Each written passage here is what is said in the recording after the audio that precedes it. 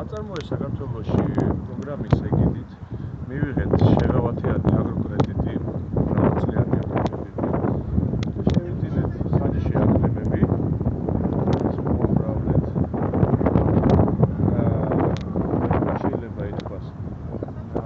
აკლემის ხორცის დეფიციტია ქართულ ბაზარზე ჩვენ შევისწავლეთ ქართული ბაზარი. და გადავწყვეტ ვაწარმოოთ აკლემის ხორცი. ძის პროდუქტები თავისთავად.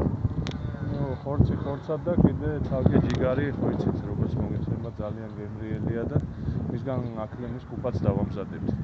ფერმაში დასაქმებულია 4 ადამიანი ჯერჯერობით, მაგრამ ვაკლებთ გაფართოებას და სავარაუდოდ ვაპირებთ 100 ადამიანამდე დასაქმებას.